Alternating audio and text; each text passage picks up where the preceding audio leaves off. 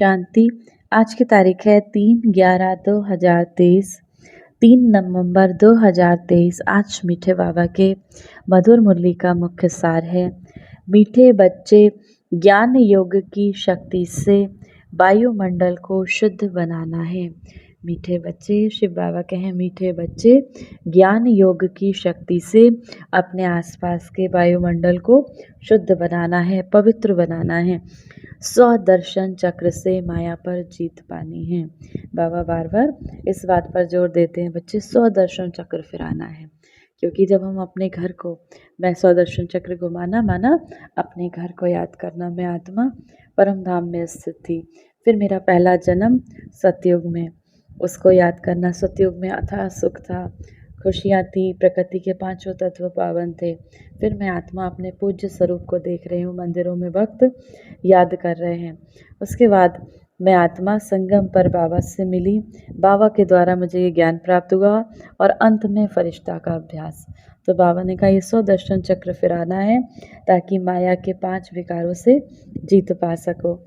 प्रश्न है आज की मुरली से, किस एक बात से सिद्ध हो जाता है आत्मा कभी भी ज्योति में लीन नहीं होती?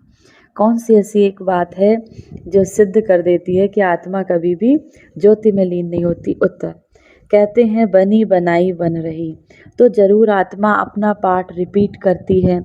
अगर ज्योति ज्योत में लीन हो जाए तो पाठ समाप्त हो गया। अनादि ड्रामा कहना भी गलत हो जाता है।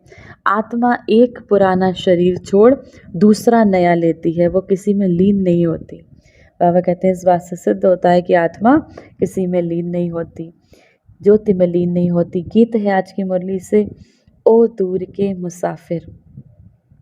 धारणा के लिए मुख्य बिंदु हैं। पहला नंबर, अविनाशी शिव बाबा से अविनाशी ज्ञान रत्नों का खजाना लेकर स्वयं को तकदीरवान बनाना है। नया ज्ञान, नई पढ़ाई रोज पढ़नी है। अविनाशी परमात्मा, निराकार परमात्मा से इस अविनाशी ज्ञान के रत्नों को लेकर, खजाना लेकर तकदीरवान अपनी तकदीर को जगाना है। ये नया ज्ञान है, नई पढ़ाई है, ऐसे रोज पढ़नी है। ऐसा ज्ञान हमने कभी शास्त्रों में भी नहीं सुना। तो बाबा कहते हैं इस नए ज्ञान को, नई पढ़ाई को रोज पढ़ना है। वायुमंडल को शुद्ध बनाने की सेवा करनी है। वायुमंडल को शुद्ध बनाएंगे अपने संकल्पों के द्वारा। दूसरी पॉइंट है, भविष्य 21 जन्मों के लिए अपना सब कुछ इंश्योर कर देना है। 21 जन्म आने वाली सतयुग त्रेता दुनिया के लिए बाबा कहते हैं अपने आप को, अपने मन तन धन जीवन से बाबा को इंश्योर कर देना है। बाबा मैं आपका, बाबा का बनने के बाद कुछ भी को कर्म नहीं करना है, कोई भी गलत कर्म नहीं करना है। वरदान है आज की मुरली से, स्वयं उन्नति का यथार्थ चश्मा पहन एग्जाम्पल बनने वाले अलबेलेपन से मुक्त भव। जो बच्चे स्वयं को सिर्फ विशाल दिमाग की नज़र से चेक करते हैं, उनका चश्मा अलबेलेपन का होता है। उन्हें यही दिखाई देता है कि जितना भी किया है उतना बहुत किया है, मैं इन आत्माओं से अच्छा हूँ। उन्हें क्या लगता है कि मैं जो कर रहा हूँ, बाबा का सेवा कर रहा हूँ, इस ज्ञान यज्ञ में जो कर रहा हूँ वो बहुत अच्छा है। ये जो बिल्कुल नहीं कर रही हैं उनसे बहुत अच्छे हैं। थोड़ी बहुत कमी तो नामी ग्रामी में भी है, लेकिन सच्ची दिल से स्वयं को चेक करते हैं तो उनका चश्मा सही उन्नति का होने के कारण सिर्फ बाबा और स्वयं को ही देखते हैं। दूसरा तीसरा क्या करता है ये नहीं देखते। अब बाबा कहते हैं अगर आपके अंदर सही चश्मा लगा है, ज्ञान का चश्मा लगा है, तो क्या करेंगे, किसको देखेंगे? स्वयं को। मैं अपनी उन्नति कर रही हूँ, और दूसरा बाबा को। दूसरा क्या कर रहा है, दूसरा क्या सोच रहा है, दूसरा में ध्यान नहीं लगाएंगे। तो बाबा कहे ये नहीं देखते मुझे बदला है, मुझे बदलना है, बस इसी धुन में रहते हैं। वह दूसरों के लिए एक एग्जाम्पल बन जाते हैं। उन्हें स्वयं बदलना है, इसी धुन में रहते हैं। और ऐसे ही बाबा के बच्चे दूसरों के लिए उदाहरण बन जाते हैं। जैसे हमारी दादियाँ, वो स्वयं की उन्नति और बाबा को देखते देखते आज इतना आगे बढ़ गई। स्लोगन है आज की मुरली से, हदों को सर्ववंश सहित समाप्त कर दो तो बेहद की बादशाही का नशा रहेगा।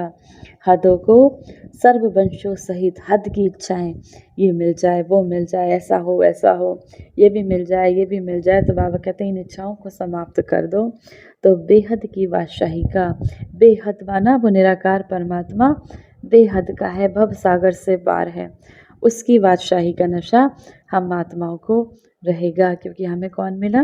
स्वयं भगवान मिला। आज की मुरली से समान का अभ्यास करेंगे। मैं कल्प कल्प की विजयी आत्मा हूँ।